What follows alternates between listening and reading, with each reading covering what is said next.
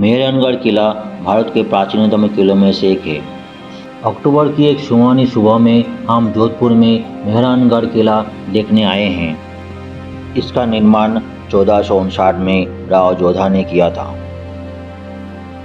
आज हम बात करने वाले हैं मारवाड़ के प्रतापी शासक राव जोधा के इतिहास के बारे में।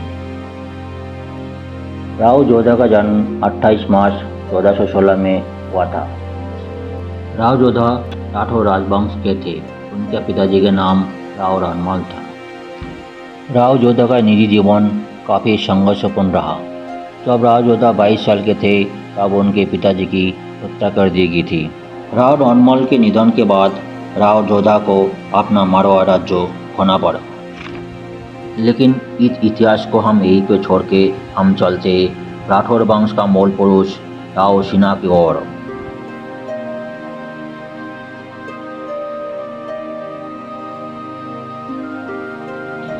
राजस्थान में स्थित अरावली के पश्चिम भाग मारवाड़ नाम में जाना जाता है। मारवाड़ी राज्य पर राठौर वंश ने शासन किया था। राठौर वंश का मूल पुरुष राव सिन्हा जी को माना जाता है। राव सिन्हा मूलतः कनौज के निवासी थे। सिन्हा जी के संबंध में अनेक इतिहासकारों ने अलग अलग प्रसंग दिए हैं। कुछ इतिहासकारों का मानना है राव सिन्हा कनौज के राजा जयचंद गढ़वाल के पुत्र थे। राजा जयचंद के समय कनौज पर मोहम्मद घोरी ने आक्रमण कर दिया था। इतिहास में ये चंदवार का युद्ध कहा जाता है। इस युद्ध के पश्चात सिन्हा जी मारवाड़ कपाली में चले गए। सिन्हा जी इस क्षेत्र में 1243 में राठौर राज्य को विकास किया। अपना व्हीकल पार्क करने के बाद हम किले को जा रहे हैं। मेहरानगढ़ में प्रवेश करने के पहले हम किले का नक्शा को एक बार देखेंगे।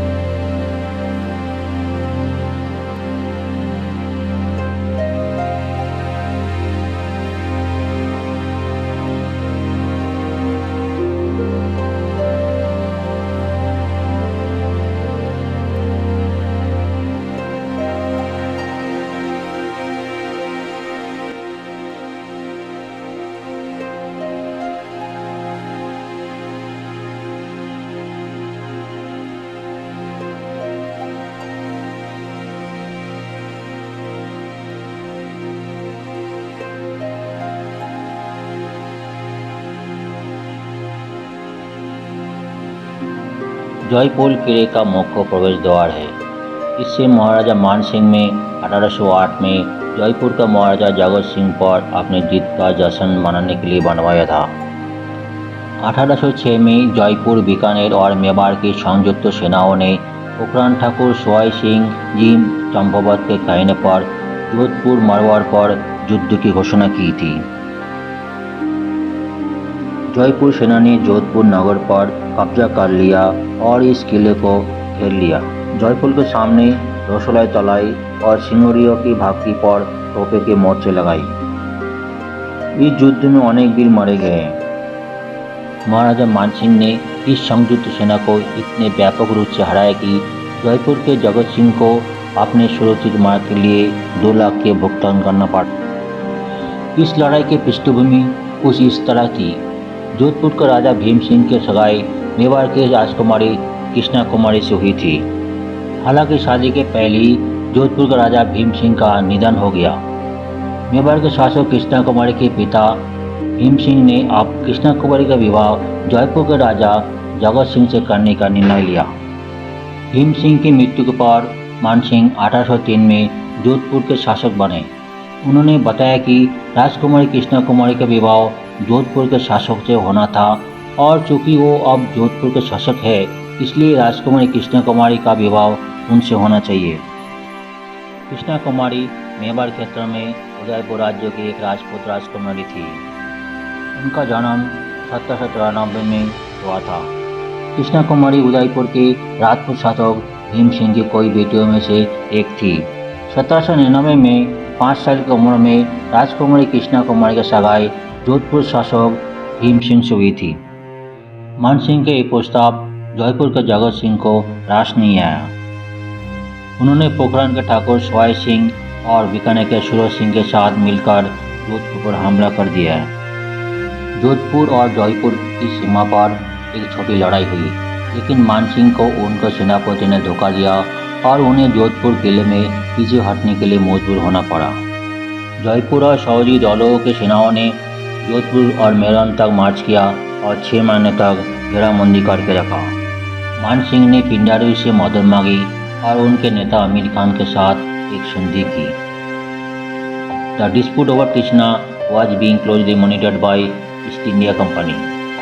The company's accountant general Henry St. George Thacker, in a March 1806 letter to George Robinson, had mentioned that Rajput kings were about to take up arms for the purpose of deciding their claims to the fair hand of the Princess Krishna Kumari. ऐसे कहा जाता है कि राजकुमारी ने आत्महत्या करने का फैसला किया जब उन्हें पता चला कि उनकी वजह से लाखों लोगों की जिंदगी दांव पर है।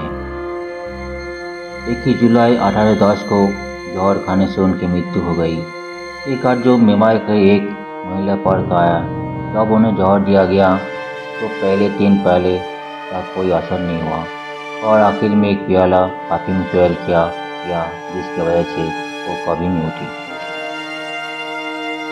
भीम सिंह ने अपने महल को उनके साहस के आदमी समर्पित करते हुए एक मंदिर में बदल दिया। मेवाड़ की एक बेटी को इस पर आत्महत्या करने के लिए मजबूर होना पड़ा।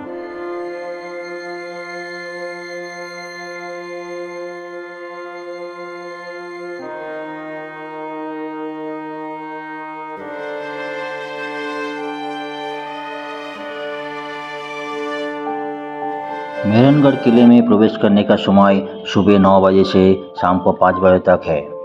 किले में घूमने के लिए गाइड अवेलेबल है। Guide fee ₹500 up to 4 person है।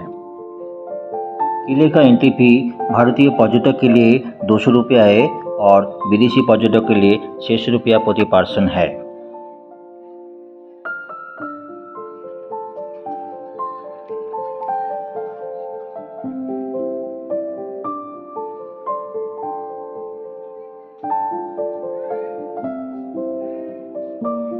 The Mehrangarh Museum Trust is a recipient of the UNESCO Asia Award in the field of archaeological conservation, cultural heritage, and adaptive rescue, and is also a recipient of Fasa Bortolio and Hardian Award, etc.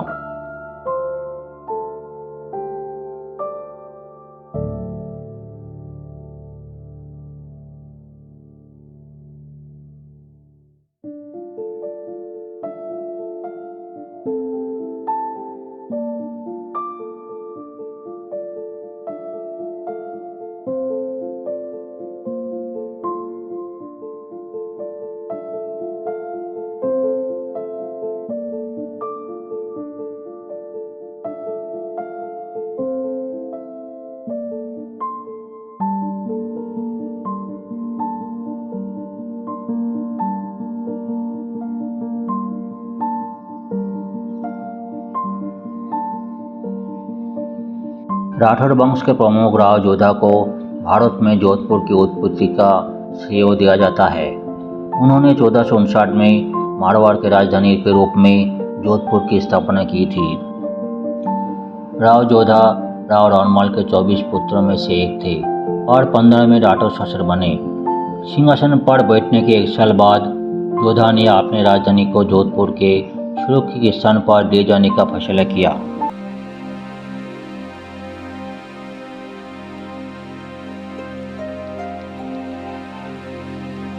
ये किला देश के सबसे बड़े किलों में से एक है और 410 फीट ऊंची पहाड़ के चोटी पर स्थित है।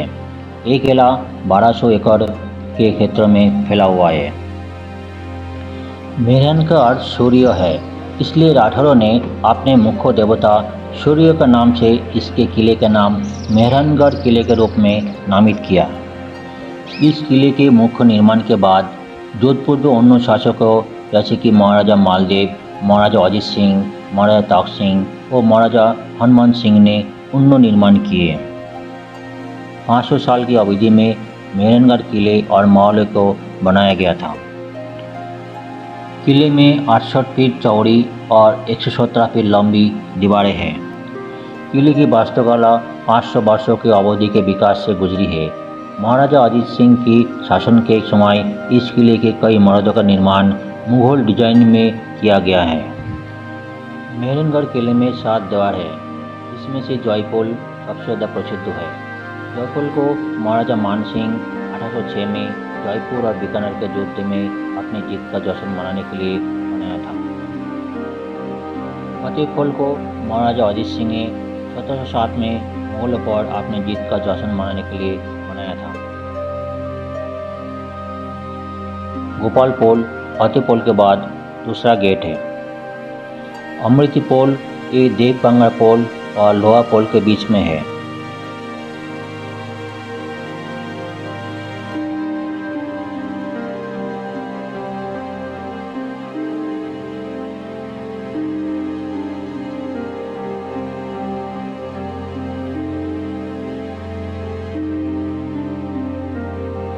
जयपुर सेना पर जीत की खुशी में महाराजा मानसिंह ने पहले प्रवेशद्वार जयपुर बनाया था और दूधगंगा पुल और जयपुर के बीच किले को दीवारों से जोड़ा। आज भी तोप गोले के निशान किले के दीवार और दरवाजे में दिखाई देते हैं।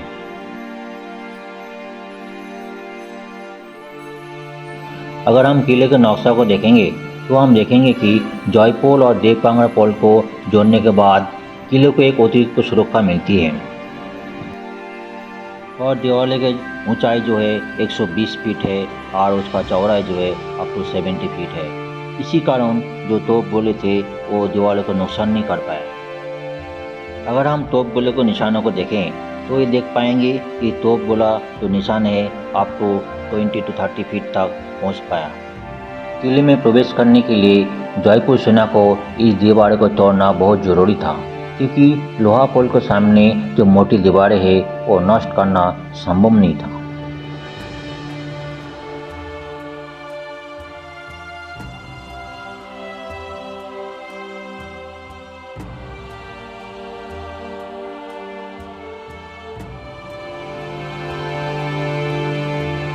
आज मुझे राव शतल जी राठौर का नाम बहुत याद आ रहा है। राव शतल देव जी राठौर मारवाड़ के 15वीं शताब्दी के शासक थे। राव शतल राव जोधा के पुत्र थे।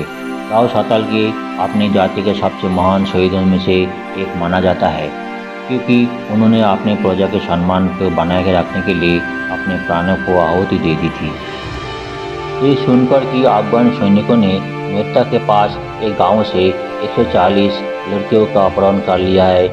वो लड़कियों को छुड़ाने के लिए राव शतल ने एक सेना के साथ निकल पड़ा। सूर्यास्त के बाद युद्ध में शामिल होना राजपूत परंपरा नहीं है, लेकिन इसके बावजूद भी राव शतल ने लड़कियों को बचाने के लिए अपने आदमी को नेतृत्व किया।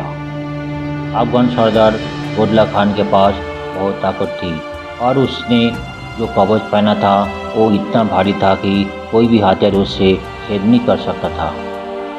राव शतल ने गोदला से लड़ते हुए हाथों रूप से घायल हो गए थे, लेकिन वो अपने कवच में से एक छेद के माध्यम से अपना सिर काटकर उसे मारने में सक्षम था। राव शतल ने लड़कियों को बचाया और व्यक्तिगत रूप से उन्होंने उनके गांव में ले आए, लेकिन उन्होंने उस रात को दम तोड़ दिया और उसी रात को उनकी मृत्यु हो गई। गोदला सिंह का सिर सब लड़के में से एक द्वारा ले लिया गया था और दिखाने के लिए शहर के चारों ओर तरफ किया गया था कि गोदला की बहादुर राठौर सरदार द्वारा मार दिया गया था और उनका सम्मान बेदग रहा।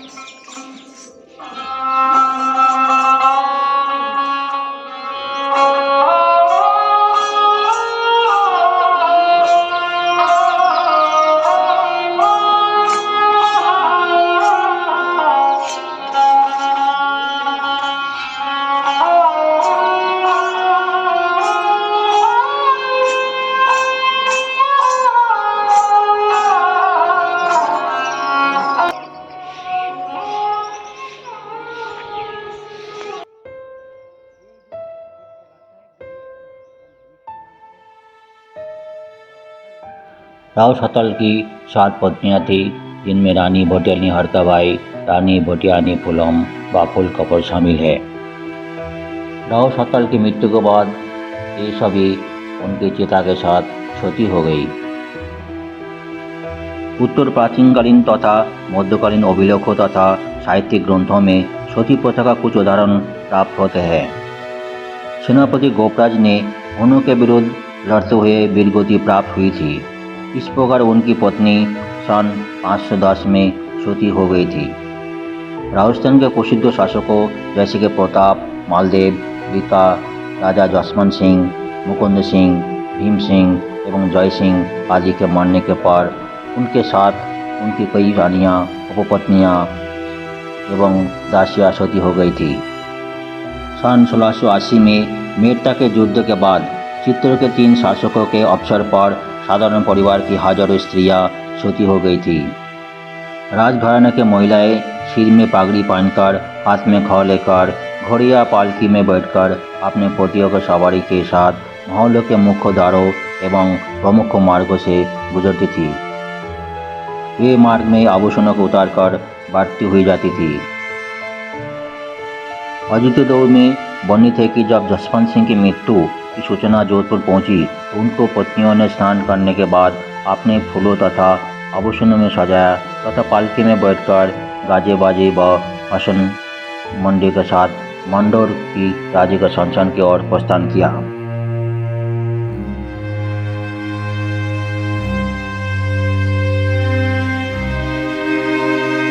वहां पहुंचने के बाद उन्होंने अपने पति के पगड़ी पे अपने गोद में रखा और पति को चिता में प्रवेश करके सती हो गई।